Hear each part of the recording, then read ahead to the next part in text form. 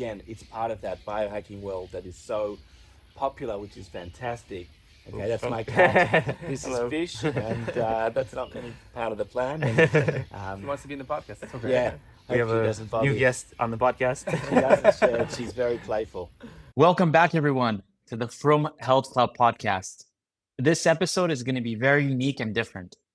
This is our very first in-person podcast. In this podcast, we're going to do a little bit of breathwork. We're going to do a little bit of singing, and it's really going to be incredible.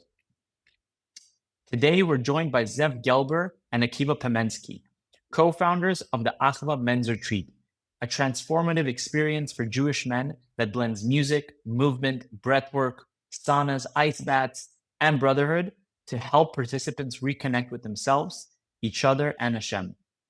Zev, originally from Melbourne, Australia, is a breathwork facilitator as well as cold water ice bath therapist. After overcoming his own journey with anxiety, he discovered the power of breathwork and cold therapy, and has since guided hundreds of men. Akiva, who is a musician, songwriter, and performer originally from Toronto, combines his creative spirit with background in clinical social work. He brings the healing power of music, joy, and authenticity to the retreat, helping men open up and reconnect to their hearts. Together, Zev and Akiva have built something truly incredible. When I first saw the advertisement for this retreat, I really could not believe that this is available for Frum men in Israel and in English, and just the whole goal of it and everything that it stands for just really called out to me, and I really wanted to have them on the podcast. So we're very excited for that. At the end of the podcast, there's going to be a video about Achava for you to, if you're watching on YouTube, you can actually take a look and see. And their next retreat is actually November 26th to 28th. So if you would like to join them in the next retreat, definitely sign up. So to get in the right mood, Akiva and Zev are actually going to sing a nigun to get us into the mood of this beautiful podcast.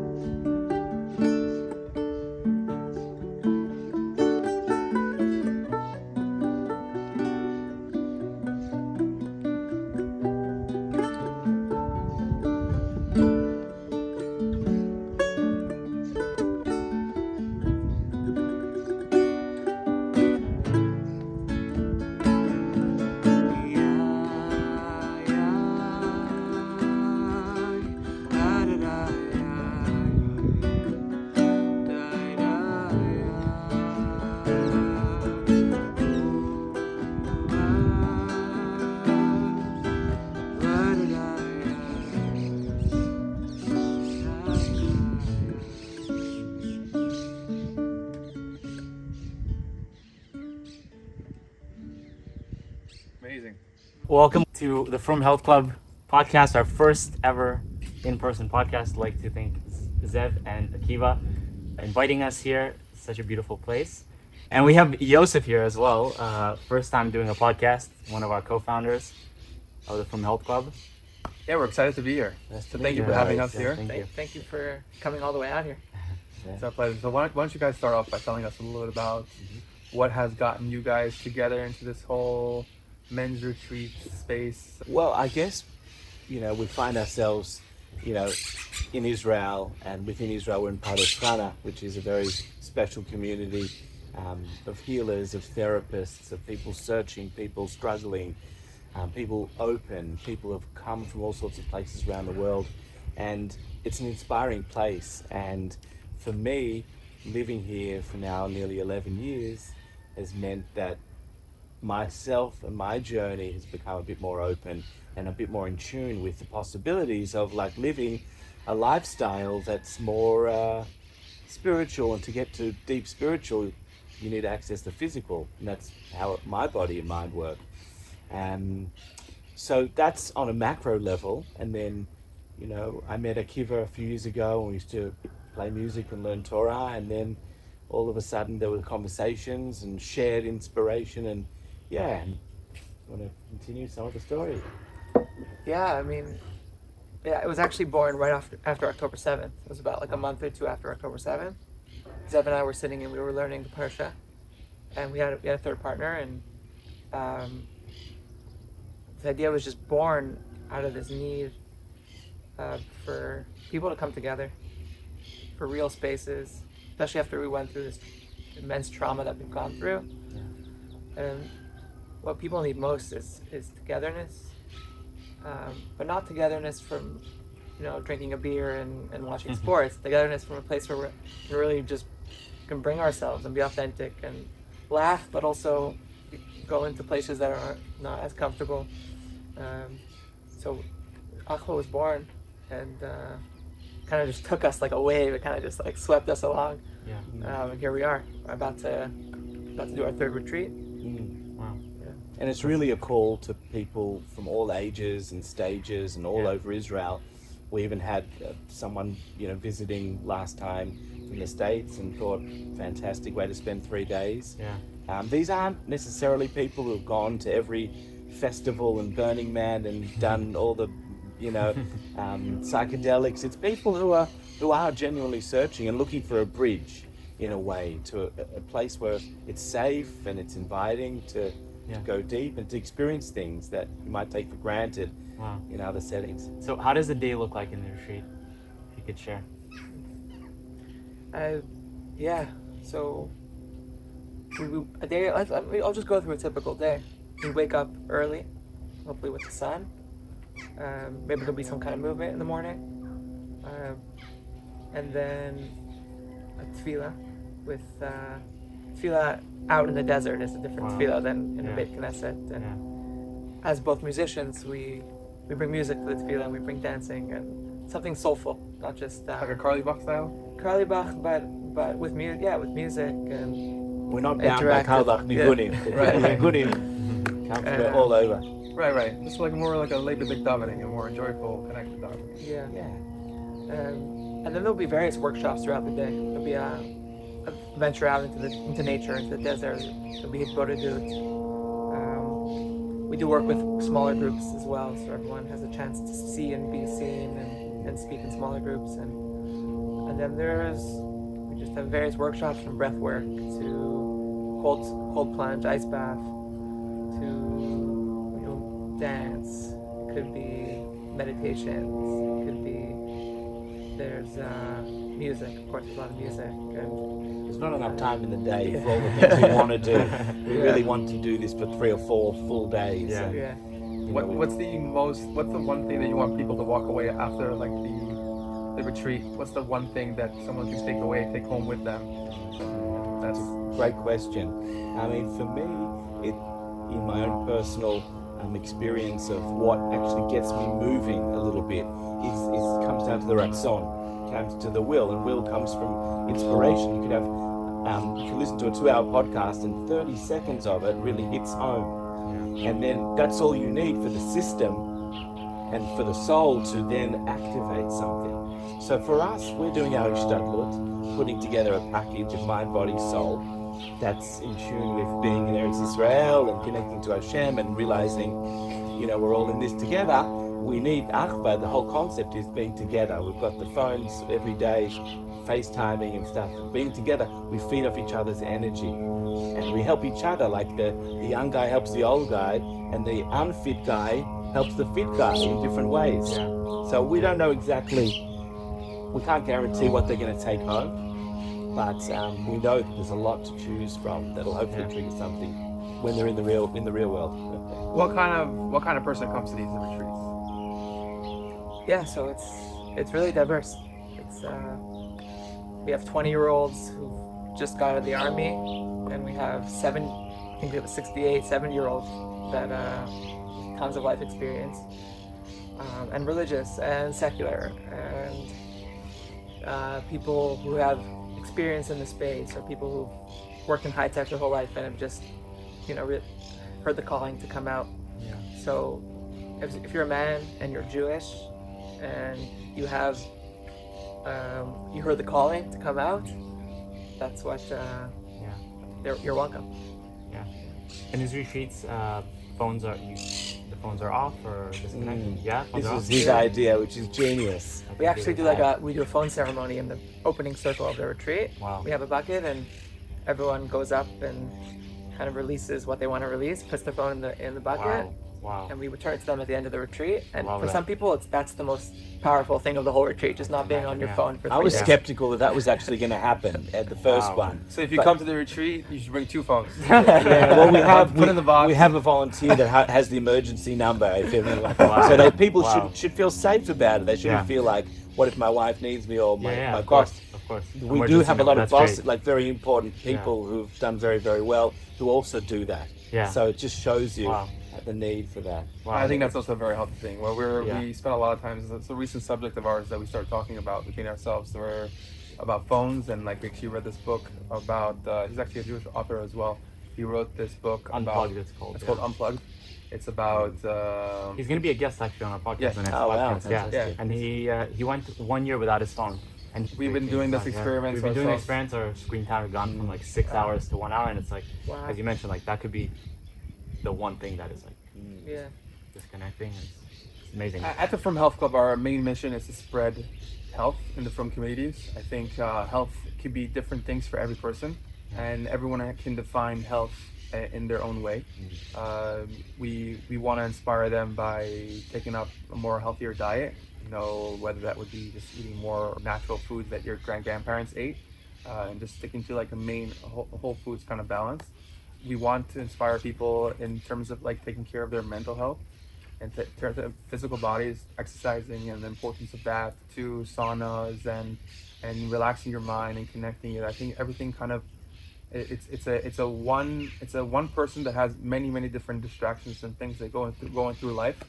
And if the person that's just brought up in a system that we're always taught to learn and to learn and to learn, and not really connecting with yourselves, not really understanding why, a deeper meaning, kind of what the Baal Shem Tov brought the Hasidic world, is the Hasidic to the world, came from a sense of a deeper connection.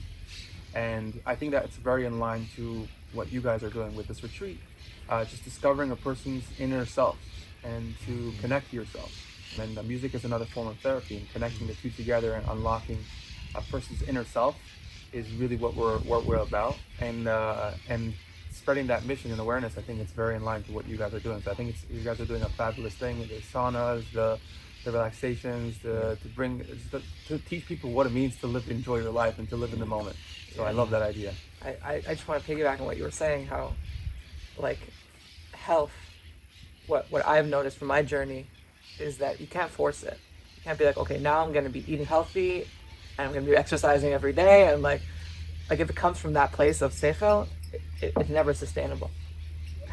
Real health is sustainable is when it's coming from within. It's coming from this place of heart. It's coming from this place of openness. It's coming from the place of it makes sense on all my levels. It's not just my seichel forcing my body to do something. It's actually a full body experience where like, oh, I actually want to eat this banana over this piece of cake. Like, Yeah. it's like coming from a full yes. And I I feel like that's something that we try and embody at Achava, which is not just like, okay, now we're going to be doing A, B, and C, and then your life's going to be better. It's like, no, it's going inward, it's connecting, and then it's realizing actually that we can't do this alone. Yeah. Like that's why it's called Achava, it's brotherhood, and we can't do all the things, and it's way too hard to do it on our own. We need the brothers. We need each other to remind. Yesterday we were talking about this. We need Zachar. Zachar is remembering. We need each other to always be reminding each other why we're here in the first place. What are we doing this for? Why are we going through all this in the first place? Yeah.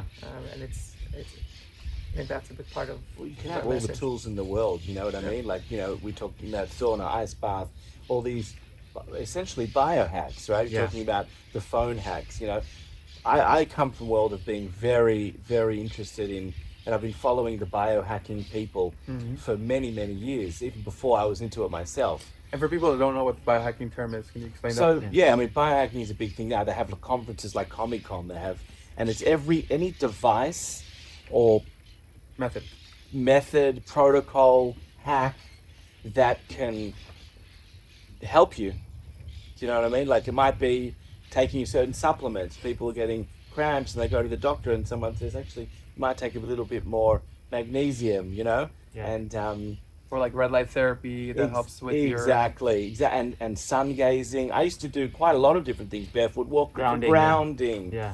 Exactly. And so now the knowledge is in the world in a big way. You know, the algorithm will, if you feed it a little bit of things, I want to be healthy, it'll start giving you the most amazing chokhmah in the world.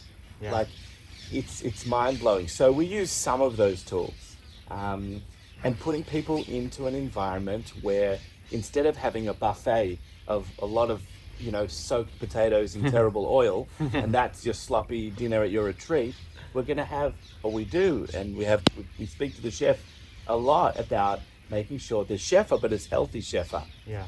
And we feel that even 3 days of cleaning the system out, you can take this opportunity to jumpstart a healthy journey. Yeah, which is so hard. The addictions for people in their 40s and 50s, it's not something that started yesterday. Yeah. They've gone to tried different things. So yeah, I mean, there's some people that take the approach of like a all-in kind of person. Depends on the type of person you are, but like I feel like this is a great kickstart to take it to whatever level you want to take it, because everyone is in their own different space. But I know for myself, growing up, I had no idea what oils are good, what oils are bad, what's a calorie, you know, like what is that? Oh, everything in health is something that you can kind of take, like you said, one step at a time, and use this to help you kickstart your journey. So I think that's definitely powerful. Yeah. I wanted to ask Zev about breathwork. So of course, that's a big part of the retreat. For someone just hearing about it, you shared in our group about breathwork a couple days ago, and you shared a video. To be honest with you, that was the first time I've done meditations, but like actual breathwork from a guy breathing with Sandy. yes, yeah. That was incredible. I loved it. So for people that are just like hearing about breathwork, could you just explain what it is and the power of it? Sure. Well, it's something obviously that we all do. Again, it's part of that biohacking world that is so popular, which is fantastic. You know, Wim Hof is one of the guys that a lot of people get to first, if they're not in the fitness world. Okay, that's my cat. This is Fish, and that's not any part of the plan. And, She wants to be in the podcast. That's okay. yeah, We have a new guest on the podcast. She doesn't share it. She's very playful, and she's done a lot of wellness. Okay, so basically, the world of breathwork is huge, and there are so many different ways you can breathe in terms of the protocol, right? Yeah. So you might want to do rebirthing or holotropic breath work, which is through the mouth. You might want to do a pranayama type. They all have different benefits, and whether you breathe in through the nose and hold, we say hold at the top. So hold at the top, or Wim Hof style is oxygenation. You know, you're flooding your system with oxygen, which, you know, has an activating effect. It can activate the sympathetic. There are all these terms and science, and I'm no expert. But what I do know is that when I do it, and I do it almost daily, some form of breath work, I think it came from because I loved swimming as a kid. And I used to train. I used to be like a good swimmer. as a teenager, and there was like, and it's so invigorating. I came out from the pool every time relaxed, and I didn't even know it. I didn't even know what it was. So I always had a big chest and. Yeah. Let's go back for a second and talk about the concept of breathing. Okay. Let's go back for a second and talk about the concept of breathing. So before we get into breathwork and what it entails, I think if we go back into the introductory of it's obviously something that Hashem put into us, the ability, we do that all day long. It's like something the first that thing we do as a baby, you breathe. You breathe. That's the first thing you're naturally able to do. Yes. Is so everyone is able to breathe. And also if you go back, it's Hashem blew into us our neshama. Right. And it's kind of one of our ways to experience this world, right? It's one of our five senses.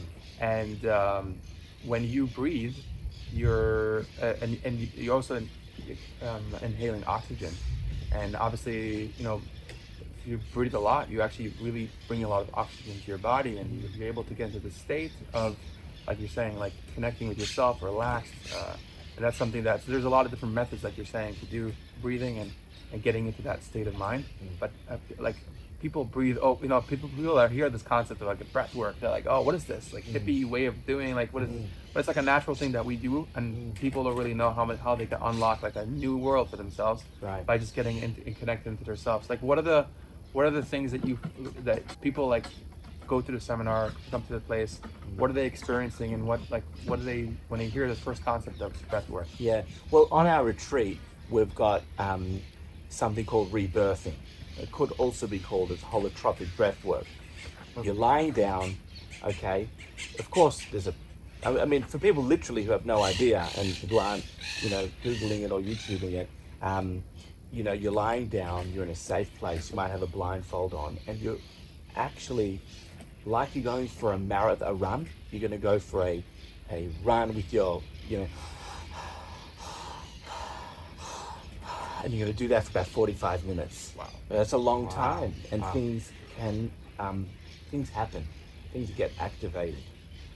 Like what could you? Well, for different people, it's different things. If you've had a full meal and you're not breathing fully, because maybe you're a bit scared, or you're not going to have the same effect as someone who maybe has an empty stomach and is really letting it rip, and then going into, there's a physical sensation that when you flood so much oxygen, you might get a few cramps like that. That's very normal. But in terms of a mental, emotional experience, science can say something. You can read up about what the science does, but for me, I've done many times, and for me, it's like this release, and it's this going on a journey where you might touch on things that are quite sensitive, quite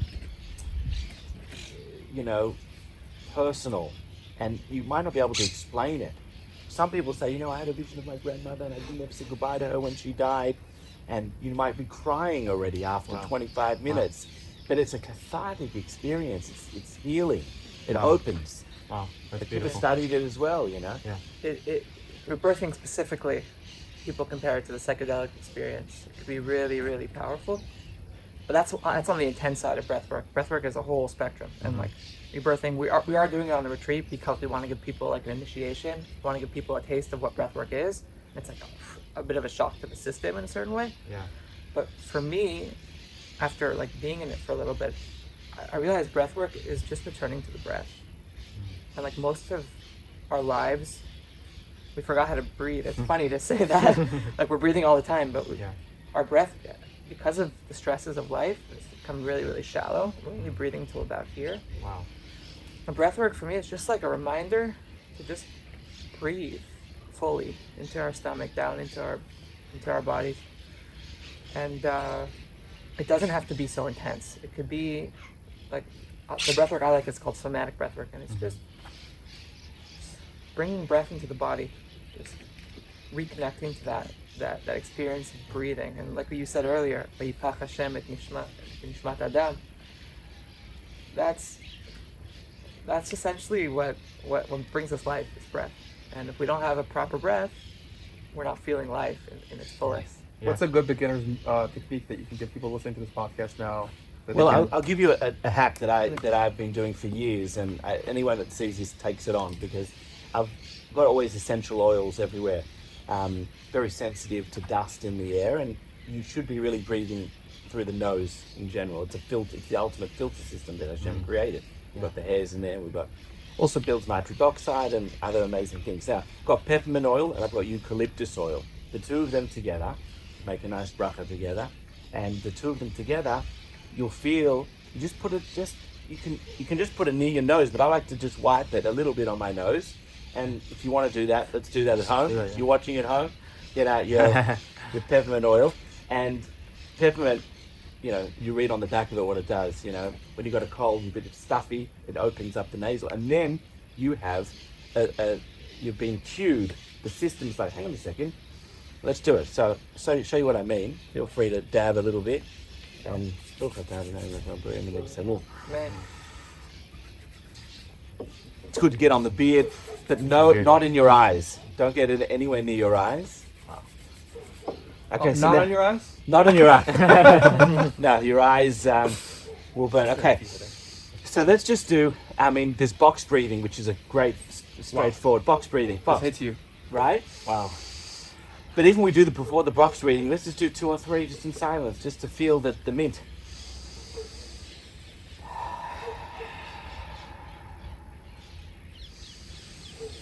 When you add a sigh to it, but also it's okay to sound silly, I do this in front of my kids and they're like, Abba, what are you, this is so weird, But I want to give them a tool it's free. You don't even go to a therapist. That's another thing that I wanted to say is like, many of us, we don't have enough tools to deal with stress. Like we're not taught about this in schools and she was like, how do you deal with stress? And But one interesting thing about breath work, if we have a minute, is this whole concept of breath holding. Because in general, your sleep apnea is a huge problem. And it comes from, it could be obesity, or it could be just being overweight. Technology. Many factors. But when you're holding your breath, even with swimming, there should be a rhythm to it, right? But for the purposes of activating, like we're going to, if you want to do an ice bath, you're going to do the breath work beforehand for a reason. And when you want to calm yourself, right, the exhale, normally they say, this is, it's not stuff I come up with, the Huberman and everyone else has all the golden nuggets, but it's like the exhale, instead of saying, chill out, man, take a deep breath, take a breath, man, and just relax. It's no, take a long exhale, man. So if you can get like a little whistle going, so let's breathe in, and just try and make this exhale really, as long as you can. Like a straw.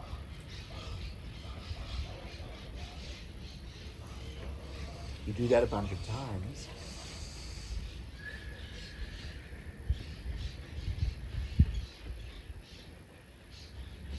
We're regulating our system on the smallest level. This is like nothing, right? But a box breathing would need, say, 4 in, okay? 4 hold, and 4 out. You could do 4, 6, 8. There are many Hebrew words that you can take the gematria of, and you can play with how you in, hold, out.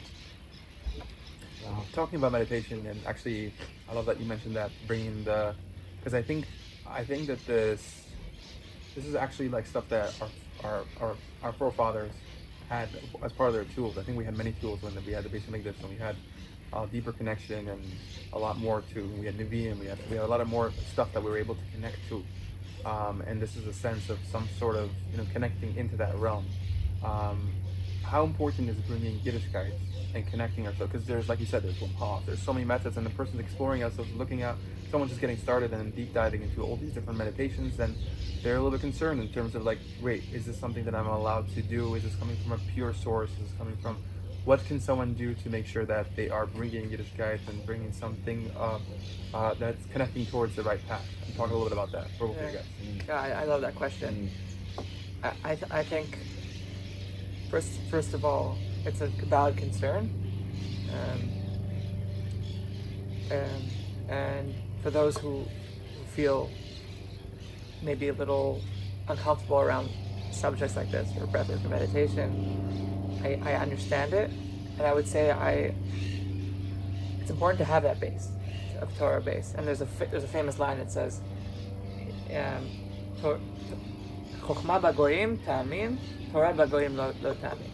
If chokhmah is like wisdom, if someone tells you the non-Jews have this wisdom, believe them, and we can learn from them and we can take from them. Torah bagoyim lo ta'aminu. There's no such thing as Torah. Torah is that line from Moshe Rabbeinu, from Tzaddikim, of course from Hashem, the blueprint of the world. That doesn't exist to them, and that is our base as Jews. That's something that is who we are. And we get caught up in this world, in this life, and the stresses of life, and family, and work, and everything. And we're looking for tools. How do we bring ourselves back to Torah? How do we bring ourselves back to that place that's connected to Hashem and the tzaddikim? And that we can use tools, and we have an intention when we do this breath work, when we do our meditation. Like, I'm doing this to return back to myself as a Jew, as a Torah-loving, connected, Hashem-seeking Jew. And if that's our intention, then of course that's where it'll bring us. Yeah. I think putting Hashem into these things, for myself, my personal experience, you guys can share about yours and yours as well, Menachem. But I think by bringing, like, even just putting Hashem's name in front of my eyes when I'm doing these things, it brings a lot more connection for me, and making sure that I'm like aligning and bringing some Yiddishkeit towards this method. Akiva, in terms of the music, how does music help someone heal? How do you see that in these retreats and in general? It's a great question. Music is like, they call it pascal, like a soundtrack for whatever you're experiencing. So music can bring you so much joy, and of course joy is healing. I've experienced moments on my journey, moments of music that's been so healing for me on such a deep level, connecting me to it's kind of like a hug, and we want to meet the parts of ourselves that are sometimes uncomfortable, but we know are holding us back. And the music is kind of like maybe grandma putting her arm around you and saying, it's okay, you can go there, I'm with you, we're gonna go through this together. It's like a dance through time. And something we're doing on this Achava retreat is the power of singing together, which of course people experience in shul in certain areas, but something about sitting in a circle with other men, having amazing musicians, and singing songs of tefilla together, that is really healing, both in a way of like receiving and giving within the space, in the circle, as well as like connecting you inward to who you are and what's precious to you.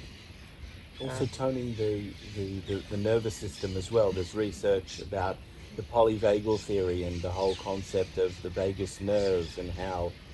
Talk a little bit about that. Explain to someone that just doesn't Well, okay, so basically, how do I know this? Because some of the chevra who are working with soldiers non-stop since October 7th, who are psychotherapists and people who've been in the worlds of healing and different... Now, since October 7th on the land, it's like crazy how many people are traumatized with PTSD, and they're using different methods. They're trying things. We're a big experiment here to know what works. For some people, some on an ice bath works. Some people, certain medication or certain whatever works. But they asked, like, the guy who sort of started or is the most famous about the polyvagal theory. I don't actually know exactly what it is. I mean, the vagus nerve is something responsible for the nervous system to tone and to regulate, basically. And I think there's biohacking devices that activate this as well. Yeah, there are different points on the system. You can do different breath work to activate the vagus nerve. But this singing, he said, this guy who told the Israeli healers, the best number one protocol you could do is singing in a group. In a group. Wow. We can't explain how it can help on so many levels. And we do this naturally as Frum. We do this in shul. We do this in Farbrengens. We do this in... But how deep do we go in shul? Exactly. How much do we not appreciate and take for granted how it can be a healing I think the moment you realize that you actually, how much you take, like you said, take it for granted, is when you travel somewhere else for Shabbos or somewhere else for another Or like a event. retreat. And then you don't have what you had. Like you're missing out. You have the opposite. Or when you do, you go to a retreat like yours and you have it, and that's when you're like, oh, wow, this is so powerful, and this unlocks a new level that I've never experienced before. Yeah. There's something about these singing circles that reminds us of what tefilla was meant to be like. If we could create the ideal Beit Knesset, what would that look like? Wow. And it's sometimes the Beit Knesset could be a little bit, the energy can be very chaotic. Yeah. Right? Even though you're singing together, but it doesn't have this like centeredness, right? And something that I yearn for in the tefillah is like, can we just all take a moment and just take a few breaths, center in together? We're going through an experience together. I just rush through it in 20 minutes. I don't think that's our message, that you should daven every day with music. No, of course. I mean, Shlomo Carlebach brought that to the world in my perspective, and it's a celebration as well. Like, you know, you lahavdil Hallel on Rosh Chodesh with Achava retreat, but for us it's like a celebration. Yeah. And it's a time to Shebach LaHashem, you know, and you can express that. But you're right. I mean, you can. I love that you brought up the Beit HaMikdash, because like that's something that we had as part of who we are as Jews. We had all these somatic experiences to help us connect to Hashem. We had Torah, we had music, we had smells, we had sights, Much we more had the movement. fire, People were moving a lot more. movement, and it was like full body experience, all the senses coming together. Yeah. And then when the Beit HaMikdash was destroyed, it went to the shuls, right, to the Beit Knesset, and we lost all the sensory experiences around the Beit HaMikdash. We ended up with tefillah, with prayer, and it's a beautiful thing. But with the return of the Jewish people of the land, you see this like desire, this thirst for bringing back all these sensual elements They're waking up. to tefillah. Yeah. Wow. So that's something that's that like we're trying to tap into. The only thing we're missing on Achava is a mikveh. Wow. And, you know, mikveh is the number one biohack in Judaism. Yeah. The number one.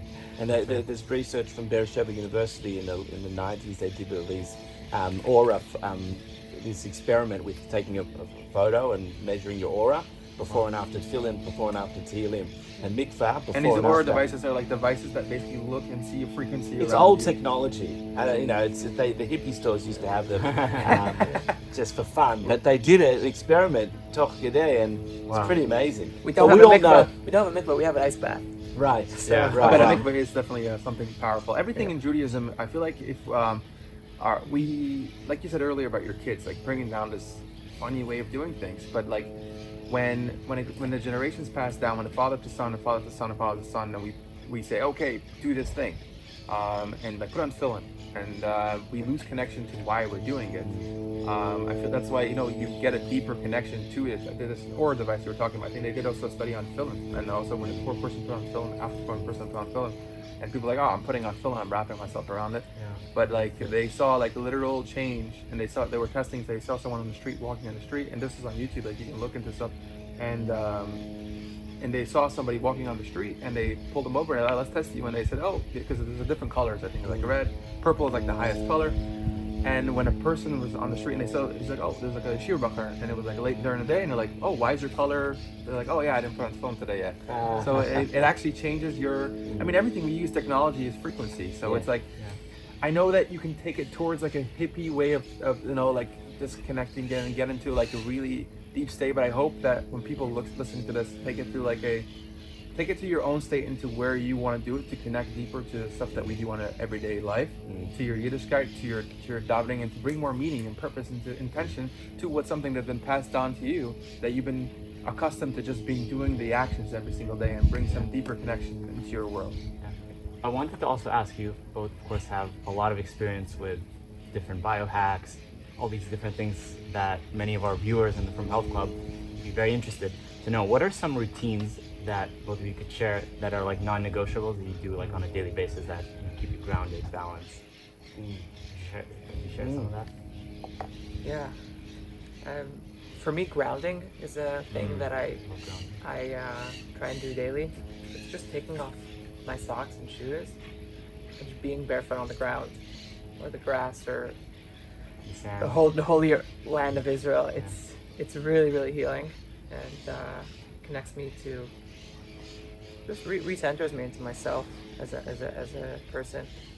They actually took plants and they grew them in pots, and the plants, they actually connected them directly to the like copper, and like there's certain things that elevate these frequencies, and they would literally double the size versus plants that didn't that were not connected towards like this charge of the earth. It's a charge, yeah. It's a charge, and an energy that you can that like anything else. I mean, like, there's a life force. There's a tree right here. There's a life force in that, and there's life force in the ground. No, I definitely feel like I also love to do grounding. I live in Ashdod, so I go on the runs on the beach or walks on the beach. Whenever I do it, I try to do it without shoes or without socks. And you just feel energized. You feel like, or if you know, if your hands or whatever, it just goes away. You literally just feel balanced. What else would you say, like some non-negotiables? I don't know about non-negotiables. Lately, I've been getting into the biofeedback machine, where you attach these electrodes to your. This is a bit hardcore, but we have one at home. We attach electrodes to the scalp and to the ear, and it's connected to this machine, to this computer that like it changes the brainwaves of your prefrontal cortex. Wow. And it's very, very, very grounding and relaxing, and you just kind of lie there and let the music with a little bit of beep beep kind of reframe your brain, and I've been getting into it lately, and it's been quite helpful to me. Yeah. But I will say that there are, like you were talking about earlier, there are so many tools out there. Yeah. And each one is amazing, and you got to find what works for you. Yeah. And it's really not about the specific tool more than it's about that desire, that ratzon that you were talking about, to get closer to yourself, to rediscover yourself. I think that's so important, especially with, like, as you guys mentioned, after October 7th, we just pause sometimes and think about like what happened, and going through that, being in Israel, it's so needed just to like connect to that, just to, you know, work through that, heal through that. Something that is very important. But what about you, Zev? So for me, intermittent fasting is a big one. How does that work for people just hearing about it? Maybe? So basically, you know, your system is working all the time when you're snacking, and you know, especially the liver, it really needs time where nothing's happening. You can drink tea, and there are certain, you know, drink water, you know, but for me, it's not that hard to do. I don't find it hard to do, but I do love food, and I have these taivas for the food. How do you do it? You do it in like you stop eating at a certain. I don't have like a rule of thumb. It has to finish at 6 or 12, whatever it is. I don't do the numbers. I just know that when I wake up, I've got a bunch of time where I'm going to keep busy, and I'm not going to eat pretty much till 12:31, and then I'll try and have some protein to break the fast on, or whatever it is. But that for me is a big one. Helps with my concentration. But the other thing, besides the oils, and there's, you know, all sorts of other kind of flavors of oils that help me. The grounding I've also done for years. I've been on barefoot shoes for years because, and this is again to the source of, to the root of why these biohacks work for me, is because I have flat feet. I used to buy a lot of these inner soles, these midrasim. They make a lot of money on them, and it's just a band-aid, really. Never really helped me. And once you realize that actually you have to get your feet on the ground and walking on all sorts of surfaces to strengthen them. Wow. Yeah. Otherwise they're going to get weak, and you're going to need more, you know. So, you know, walking barefoot is a big one. Intermittent fasting, sun gazing is a good one. And also with my glasses, trying to find trying not to look so, you know, zoomed in, but because we've got the field right there. Yeah. So I'll just often like drop into like a stare. Wow. And let the eyes relax. That helps me as well. Lots of things. I mean, cold showers, ice baths. I ice bath about 2 or 3 times a week, but cold showers is a really good one. Also for the kids. You said barefoot shoes? What is that? Yeah, so this is an example where there's zero, there's no fancy heels. Wow. This is an Israeli company. There's tons of them. And you get the benefits of grounding? No. Oh, no, you didn't. They do. They have those shoes. They have shoes that have a copper conduit or some way of getting that as well. Yeah. And that's, I don't know what the research is on that, but the concept of not having these arches built in. Yeah. Like the Hoka shoes are great, and I bought them when they first came out. I remember when they first came to Israel, I was like, oh my God, this is amazing. After one day of walking in them, and I took them off, I had immense pain in my knees and my ankles. because my feet weren't used to it, and it was like, no, something's wrong here. And then I researched all about barefoot. So to wrap things up, as we're getting close to the end of this podcast, I want to leave off with number one, just final thoughts. Anything else that you'd like to share? Just talk directly to the viewers, people that are watching this, people are just exploring, and maybe tell us a little bit about if they want to learn more about the retreat, how that works, where they can go and check that out, and just a little summary, if you would, what you take away from it. So if I'm talking to the viewers at home, I would just say you're doing great. you're on the path. I would say get connected to other brothers. Make connections with other people who are on this journey with you. Like I said before, we can't do it alone. And the fact that you're even tuning into a podcast like this shows that your heart's in the right place, and you want to grow, and you want to connect again.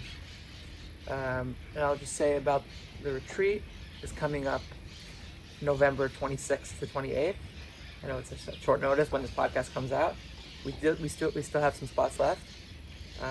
So if this calls to you, reach out. Maybe we'll put the link in the description. Yeah, of course we will. Yeah. And reach out to us, and we'll get on the call. And My message to the viewers would be, if you're inspired by something, maybe you want your kiddush club at shul to be a bit more healthy. Maybe it's a small little thing that you want to do, and you have the power to do it. So do it. Don't be scared that it's going to be a silly idea. Really believe in it and build some momentum, and that'll have a ripple effect. So I would say that in your day to day is where it's at.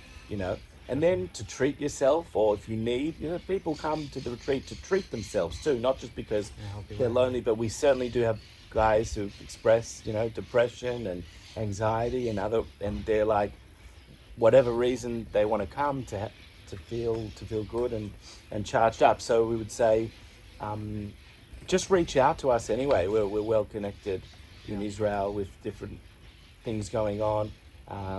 There's a lot of help out there, a lot of great ways to spend your time, And if you want to have a beer and watch football, that's also okay. Balance your life so it's sustainable, so it lasts the distance. But simcha is at the core. 100%. I love that message. Just to take action into your own space, and I mean, wonderful things happen when people take action. And you guys started this amazing retreat, and it's helping transforming hundreds and hundreds of lives, and many thousands of lives. And I think that's wonderful. Thank you guys for being thank here. you so much for inviting us. Thank you guys. Thank Go you. ahead for what Thank you're you. doing too. It's really nice. I think it's very similar as well, like about brotherhood, and we have the group is all about that, keeping each other accountable, inspiring each other. It's something that, if you guys are not in the Frum Health Club yet, make sure to click the link below as well. Yeah, it's really great. I can tell you my experience about being in that WhatsApp group. Because I think it's relevant. For sure. To the point here. That on the one hand, it did bring out a little bit of anxiety when everyone's doing all their push-ups and runs. I'm like, oh man, I'm not a runner, and I'm not really good at push-ups and pull-ups. But it's awesome to see these guys do it. It really brings energy out. So I respect that. But then I felt really welcome to add my little, bit. People really like it. We can put it all together, being healthy in a holistic way. That's our goal. Yeah. We're not trying. The group we're not trying to push you have to only do runs, push-ups, or a marathon. Whatever you pick is whatever you enjoy. Whatever you, as you guys mentioned, connecting to yourself and figuring out what that is. There's so many ways to do it. So that's the whole point, is to think about it, to start emphasizing it, and show people there is a way. There is a way. And that's what we hope to do. So thank you guys. Thank you guys. Thank you. Bye. Time.